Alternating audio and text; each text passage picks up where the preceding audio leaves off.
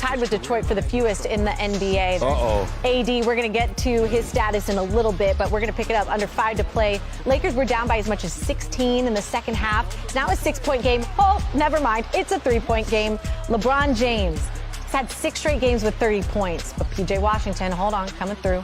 Bang, in your face. Happy holidays, and yep, you can snack on that. Hornets up 5, then ball. There he goes. Hornets up by 6 now. Immediately after, Pat Bev with the response. Ooh, outside the line. Hits it. It's a 3-point game. Back and forth we go. Under a minute to go. Ball misses. Russell Westbrook. LeBron, he don't miss. Hit 18 points in the fourth. That's king stuff. We have a tie game. Terry Rozier, the 3, no good. Gordon Hayward gets in. Ooh, no, it doesn't. And the Lakers call for a goaltend here. LeBron gets a little piece of it after he hits the backboard, and the Hornets go up by 2. One last chance. Inbound pass to LeBron. Dennis Schroeder. Oh, a missing shoe in the process, and a missing shot as well. How about that? Hornets hang on to win 134 to 130. All right, an update on the injury Anthony Davis suffered last week. The Lakers star is out indefinitely after suffering a stress injury in his right foot. After another 7 to 10 days of rest, AD will then be reevaluated. He hopes to return playing, and there does remain hope that he will avoid surgery. When the NFL... Jay Will back with us, Brian Windhorst also with us. Wendy, good to see you. Thank you for being with us. And I'll start with you, Wendy. What do you think is the biggest problem facing the Lakers?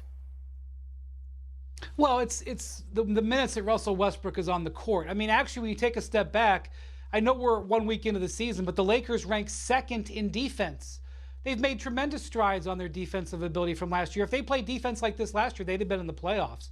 And so if they could just not be terrible for that stretch of the game when Westbrook is out there, I think they could actually probably stabilize. I don't think they've got a high ceiling for this season, but they are not this bad. And one of the things I think that the Lakers deal with that I don't know if everybody completely understands is that they face a pressure to treat stars a certain way because their brand within the league is to get stars to come play there. A 7th grader could watch this team and say, don't play Westbrook. You look at the analytics, LeBron and AD, when they play out there together without Westbrook, they're an excellent squad. When Westbrook is out there with LeBron and AD, they go into the negative territory pretty significantly, and that's who they're beginning and starting games with. So anybody who knows basketball a little bit could say, just take Russ off the court.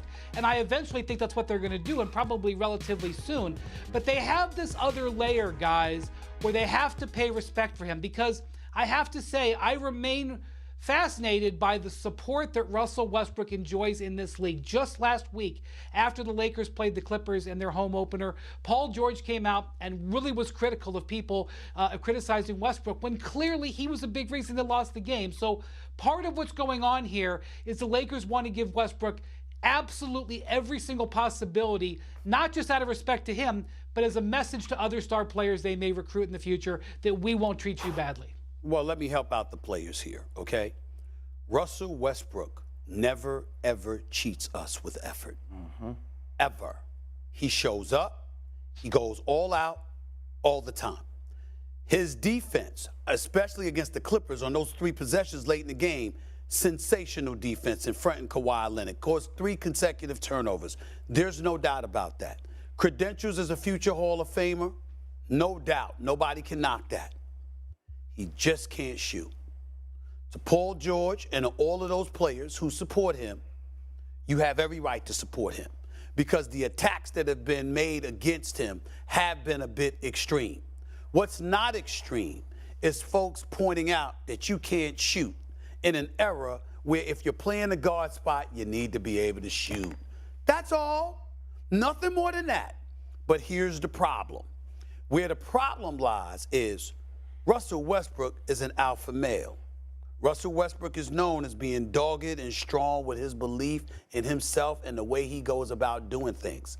And there are folks that say, in the face of what you're doing, what you're producing, shooting 8% from three-point range, 1 for 12 on the season, and 28% from the field, might behoove you not to shoot the damn ball unless you're attacking the basket. That's all.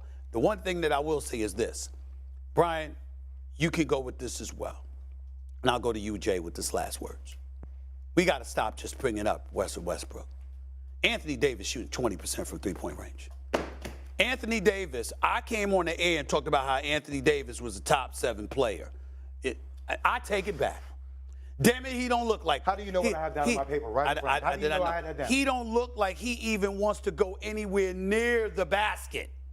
And my point is, yo, bro, you too big, you too skilled, you too talented. What has happened to Anthony Davis? We need to be talking, yes, Russell Westbrook can't shoot, but that's about it.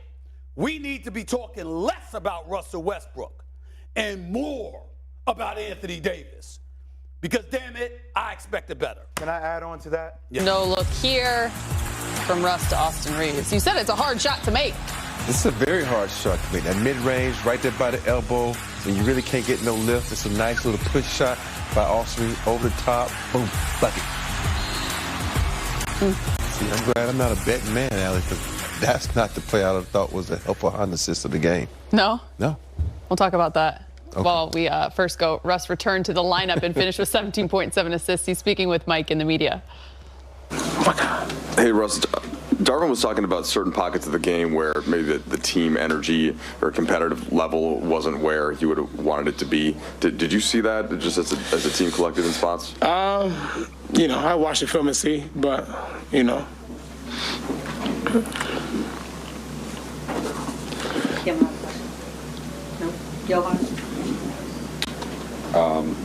Yeah, I was just going to ask what you, I mean, I guess you mentioned watching the film, but kind of what did you see out there during kind of crunch time and how the game played out? I'm not sure, you know. I know we need to get stops, rebounds, but sometimes ball don't bounce your way. You know, they competed, stayed in the game, and, you know, close the game out. BT? AD, on this trip, AD, I'm sorry about that. Russ, this trip coming up, obviously you want to have AD. There's a chance you may not have Thomas. What's going to be the biggest challenge for you guys going on this 5-game road trip? I don't know. You know, honestly, man, I think just for me, just one day at a time, take whatever challenge come next, and that's Dallas, and then go from there. Janice, you have a question? Any more questions for us? Thank you, Russell. Thank you. Yes, sir. Game over his last 6 games, but the Lakers are just 3-3 in those games. He's with Mike. LeBron, I know you're always been able to just kind of stay in the moment, take one day at a time. So if you'll allow kind of a zoom out question, just how do you guys go into this trip? And, you know, another frustrating loss, another one that kind of gets away in crunch time. How do you put that in perspective as the leader of the team? Wait until the trip starts. You know, obviously, you know, had our chances tonight, and like you said, another. Don't say disappointing, because I'm not disappointed in our effort, not disappointed in other guys. Just, you know, you want to be out there and be able to win the game. That's right there for you. But the trip begins tomorrow when we start preparing for Dallas on Sunday, and then we go from there. LeBron, Darvin mentioned self-inflicted wounds kind of again. What did you see down the stretch that kind of ended up not going in your guys' favor? No, it wasn't just down the stretch, it's the whole game. I mean, we had 17 turnovers, gave up 32 points off of that. They had 29 points on the break.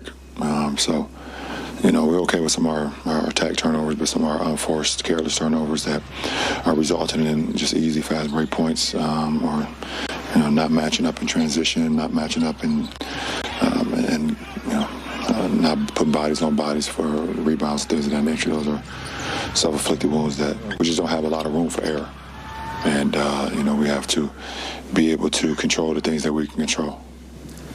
LeBron, when you guys get down 16, make a dash to come back, get down again, how does that manifest itself as the game goes on in late game situations like that? Well, I mean, at the end of the day, the game is not over till the zeros, you know, in the fourth. So getting down 16, being up 16, whatever the case may be, you still got to keep playing, keep saying, maintain focus. It's one possession at a time, and that's what we did in the third. I mean, we got down 16, then we made a substitution. The guys came in, gave us a rally, and you know, and just played some good basketball. And then when we got back in, we just tried to keep it going. And but you know, we had chances.